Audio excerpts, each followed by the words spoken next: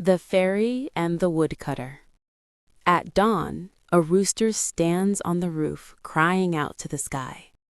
Cock-a-doodle-doo! There is a sad story behind that cry. Today, I will tell you the story of the bond between a heavenly fairy and an earthly woodcutter, and their tragic parting. Long ago, at the foot of Mount Kumgang, where rocky cliffs pierced the clouds and clear water flowed through deep valleys, a poor woodcutter lived with his widowed mother. Living in a small thatched house, the woodcutter, who was over 30 and still unmarried, climbed the mountain every day to gather wood to support his aging mother. The woodcutter wiped his sweat as he climbed the mountain path with his axe, gazing at the mountain peaks unfolding between the pine trees. Mother, when will I be able to get married and show you a grandchild's face? The woodcutter let out a deep sigh. One afternoon, the woodcutter was busy gathering wood in the mountains. Suddenly, the grass rustled, and a deer ran out from in front of the woodcutter, fleeing from a hunter's arrow. The terrified deer's eyes were trembling.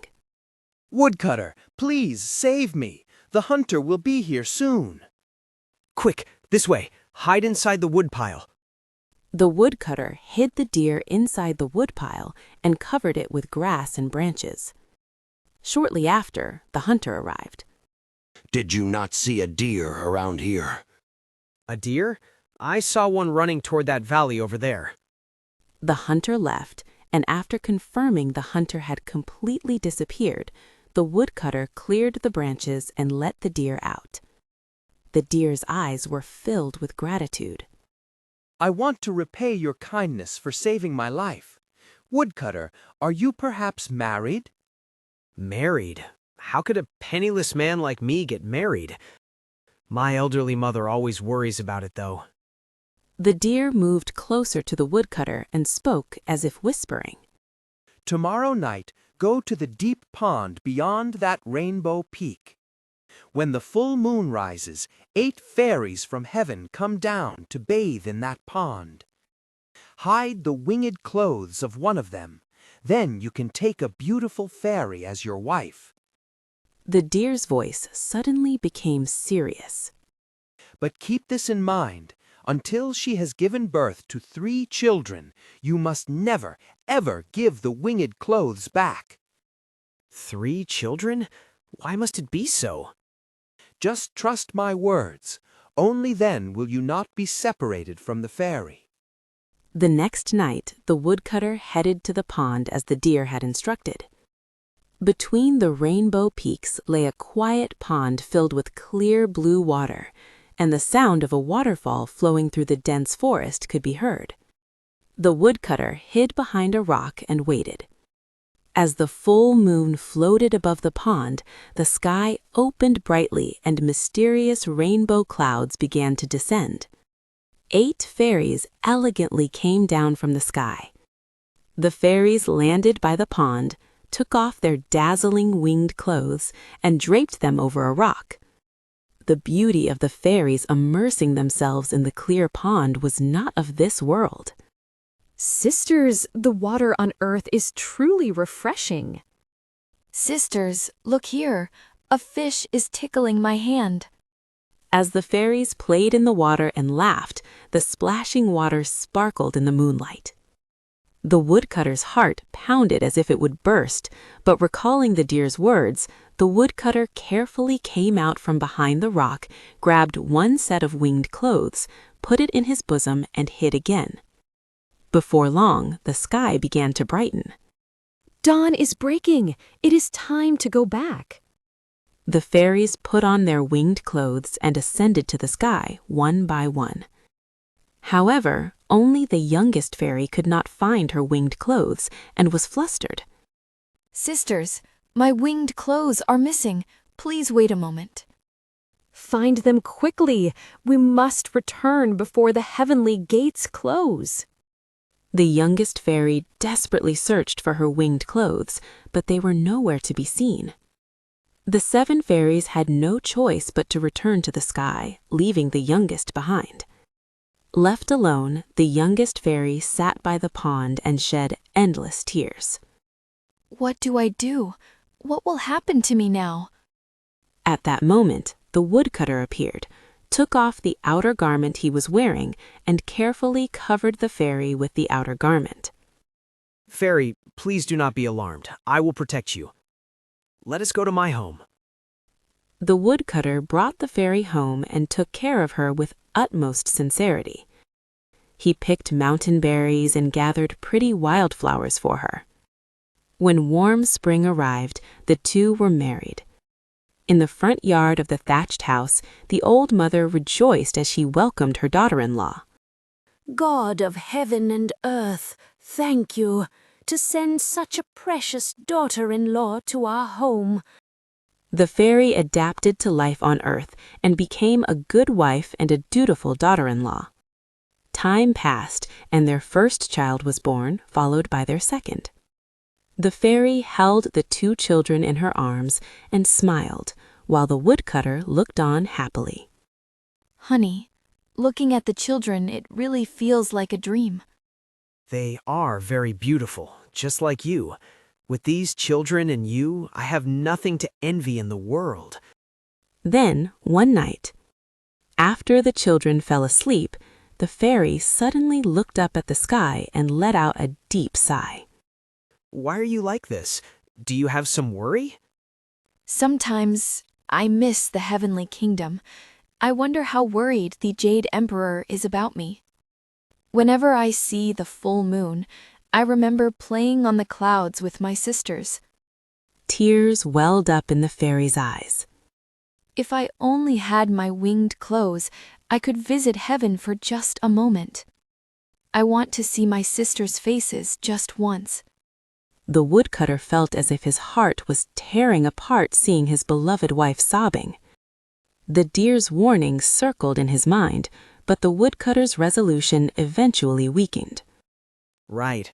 We have 2 children now, so where would she go? It should be fine. Yes, surely it will be fine. The woodcutter brought out the winged clothes he had hidden and gave them to the fairy.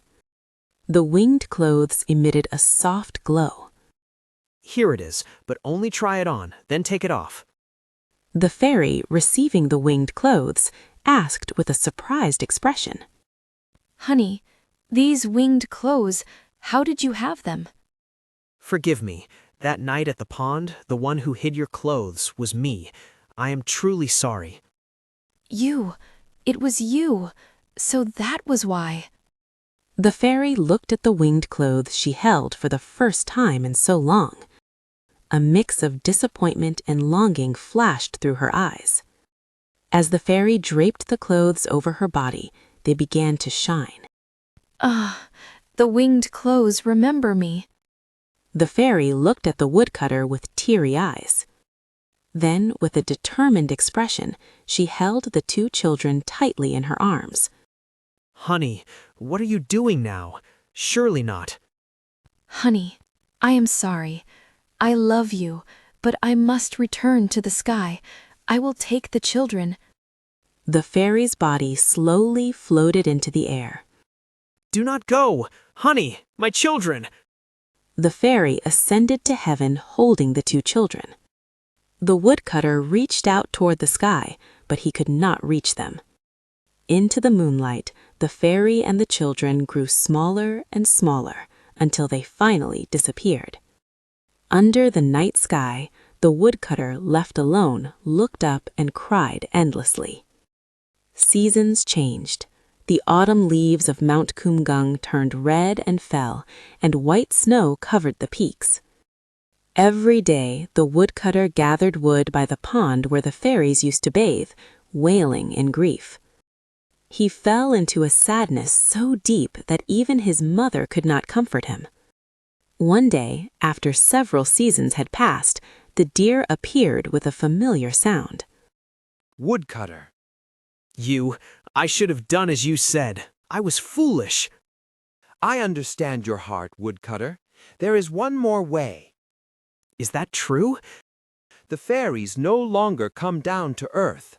However, they draw water from this pond using a bucket for the heavenly garden.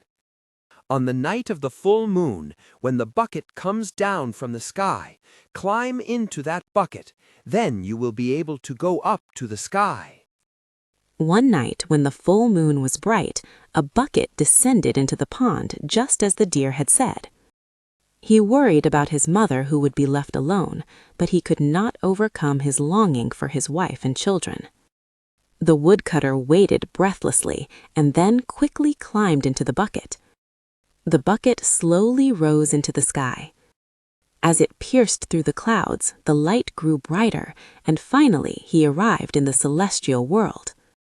There stood a magnificent palace, and by a clear lake, fresh fruit trees and flowers grew beautifully. As the woodcutter looked around, he saw the fairy playing with the children in the distance. Dad! It's Dad! The fairy ran over with a surprised expression. Honey, is it really you? I cannot live without you and the children. Honey, I am sorry. I have never forgotten you for a single day. The fairy wept as she was embraced by the woodcutter, and the children hugged their father as well. The Jade Emperor also considered the woodcutter's sincerity commendable and allowed him to stay in heaven. Life in heaven was like a dream. There were no worries about food or cold. The children grew up strong and healthy, and his love with the fairy only deepened. However, as time passed, the woodcutter began to miss his old mother left alone on earth. On a moonlit night, tears gathered in the woodcutter's eyes as he leaned against the railing and looked down at the earth. Mother, how weak must you have become while I was gone? The fairy looked at the woodcutter with worried and piteous eyes. Honey, you are thinking of your mother back home again. Honey, if I could see my mother who was left alone just once, I would have no regrets. I really want to see her face just once. Moved by the woodcutter's deep filial piety, the fairy brought a dragon horse as dazzling as white jade. If you must go, then take this dragon horse and go. But you must keep this in mind. You must never, ever get off the dragon horse. The moment your feet touch the ground, you will never be able to return to heaven again. Do not worry. For the sake of my family, I will absolutely not get off the horse. You must promise. The children and I will be waiting here. The dragon horse carrying the woodcutter cut through the clouds and descended to the earth.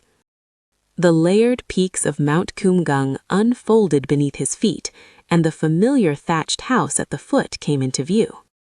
In the front yard, his mother, now much older and more haggard, was sweeping the yard. Mother!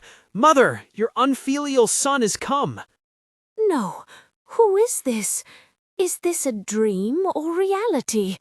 My son. The mother stumbled as she ran and held on to the woodcutter's leg, weeping. Mother! I cannot get off the horse due to circumstances. I must return soon. No, you have to go already. My son, please eat just one bowl of porridge this mother made before you go. The mother brought out a hot bowl of pumpkin porridge she had prepared with care for her son. The woodcutter hesitated for a moment, but he could not bear to refuse his mother's sincerity. Mother, thank you. I will eat it well. It was the moment the woodcutter received the pumpkin bowl. A few drops of hot pumpkin porridge fell and touched the dragon horse's back. Startled by the hot porridge, the dragon horse screamed and jumped up wildly, causing the woodcutter to lose his balance and fall to the ground. The moment the woodcutter's feet touched the ground, the dragon horse flew straight up into the sky. No! Wait! Just a moment! The dragon horse drifted away and disappeared into the clouds. The woodcutter collapsed onto the ground. Honey! Children! Take me with you! Since that day, the woodcutter lived looking only at the sky. He did not eat properly, nor could he sleep. Son, please eat something. You will be in big trouble at this rate. Oh, heavens, if only I had wings! Suffering from severe lovesickness, the woodcutter fell ill and eventually passed away before his old mother. The sorrow of the mother who sent her child ahead of her was indescribable. But then a strange thing happened. After the woodcutter passed away, a rooster appeared on the roof of that small thatched house at the foot of Mount Kumgang. At dawn, this rooster would flap its wings, look up at the sky, and cry sadly.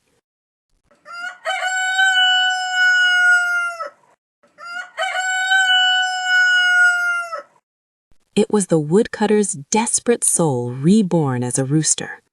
Through the clouds in the sky, the heavenly palace could be seen faintly.